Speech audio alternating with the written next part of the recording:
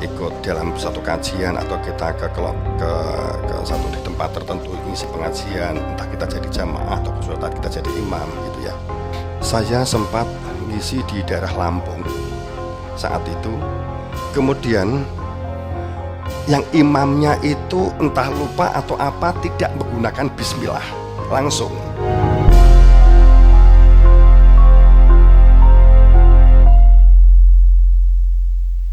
Nggak menggunakan bismillah, menggunakan sistem Habib gitu. Orang mengatakan demikian.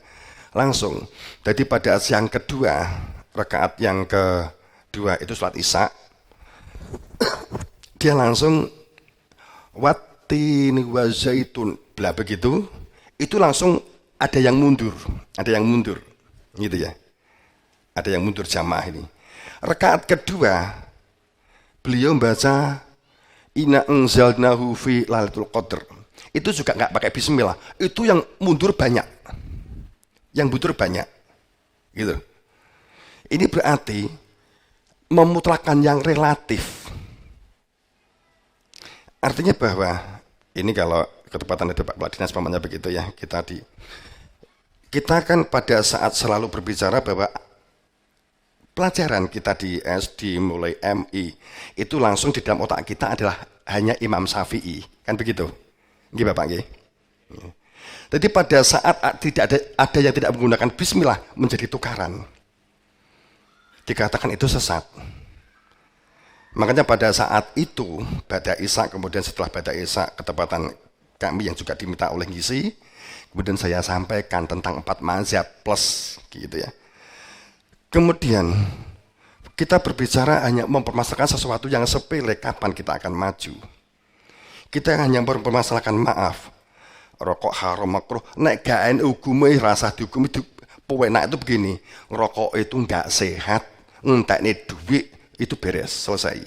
Nggak punya akhlak, saat ngerokok sambil tidur nggak duwe akhlak, saat ngerokok di juru rumah sakit nggak punya akhlak, itu selesai. Kalau mengenai akhlak, adab itu jelas hadisnya banyak banget.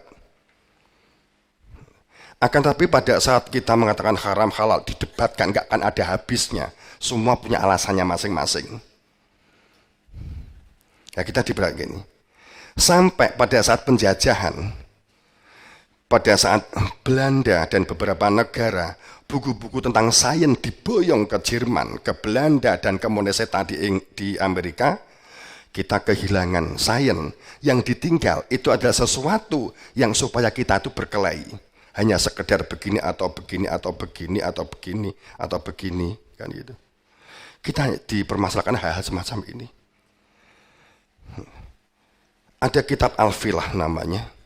Itu kitab tentang sains teknologi. Terjemah dalam bahasa Inggris sudah ada, Indonesia juga sudah ada.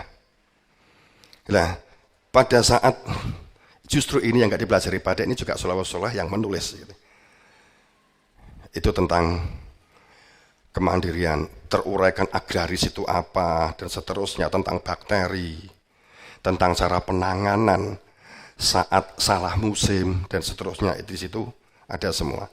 Itu yang menulis adalah Salafus Saleh, sahabat-sahabat Kanjeng Nabi.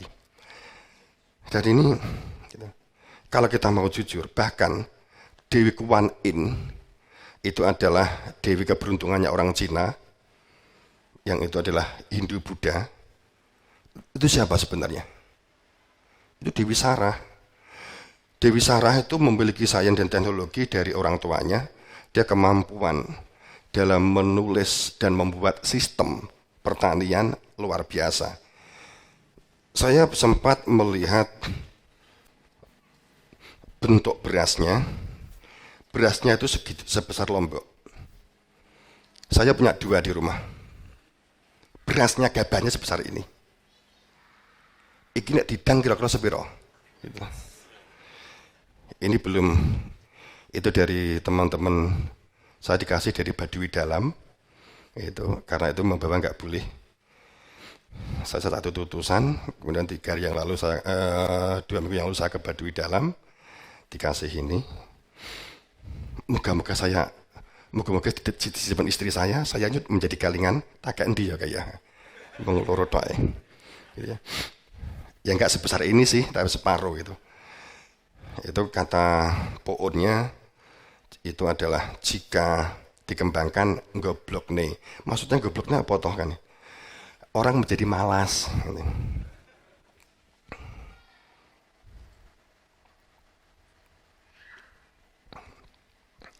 Bapak Ibu yang berbahagia, rahimakumullah. Itulah sesungguhnya karena kita banyak berbicara, benar tadi kan konsep, karena memang itu bersifatnya pengetahuan. Tadi saya matur, kami sejak tahun 2000 Pak Tirto di pondok, kami sudah memberanikan diri soal beda dengan yang ada. Jadi saat itu kami masih kepala sekolah juga, sehingga saya minta guru-guru jangan membuat soal sejarah. Saat itu saya push kepada ustadz dan saya push kepada ustadz yang lain dan guru-guru, belajarlah untuk membuat soal kontekstual dan visioner. Karena selama ini, maaf, saya sampaikan ke teman-teman, sistem yang kita lakukan ini adalah sesungguhnya adalah konsep, dengan kata lain sejarah. Jadi kita belajar biologi, matematika, fisika, kimia, itu sebenarnya ada di depannya ada sejarah. Sejarah kimia, sejarah matematika, sejarah fisika, sejarah biologi, sejarah geografi gitu loh. Loh kok sejarah gimana? Bapak saat itu teman-teman. Ya kita belajar geografi itu hanya belajar susunan. Pertama, susunan bumi, humus, kata demikian, kemudian tanah padas, tanah berpasir, dan seterusnya, sampai lapis 7, sampai kepada magma. Kemudian atasnya hanya berbicara tentang, apa yang atasnya? Yang kita hirup? Oksigen, berada di wilayah atmosfer, toposfer, iosfer. Nah, kita hanya belajar ini. Tapi kita sekarang di posisi yang dunia iklim saat ini terjadi anomali yang luar biasa. Bagi petani sekarang judek dan bingung. Tapi kita belum ada tindakan yang diwujudkan di dalam kurikulum, katakanlah mereview atau kita membuat satu penyikapan dengan anomali iklim ini. Apa yang harus dilakukan? Kurikulum apa yang harus diwujudkan dalam posisi ini? Makanya pada saat saya kata teman-teman, tolong ekonomi, pelajaran yang bersifat di sini ada pelajaran pembukuan tentang neraca, untung rugi. Ini jangan diajarkan dulu kalau anak belum bisa mengelola dirinya sendiri, keuangan dirinya sendiri. Jadi kemampuan mengelola keuangan dikasih dari keluarganya per bulannya itu berapa, dia bisa membuat portofolionya, dia bisa membuat neraca kehidupan dia dapat menghitung dirinya, kebutuhan dia, sehingga bisa membedakan antara kesenangan, keinginan, dan kebutuhan. Ini yang diajarkan lebih dulu, jangan pembukaan dulu. Kan anak-anak tidak menjadi pekerja dan perusahaan, tapi anak-anak yang paling dibutuhkan adalah mengelola dirinya sendiri. Pangapunten, saat itu kita tekankan itu. Kemudian soal sampai pada saat itu, beberapa mata pelajaran saya ikut membuat soalnya, memberikan contoh-contoh buat soalnya.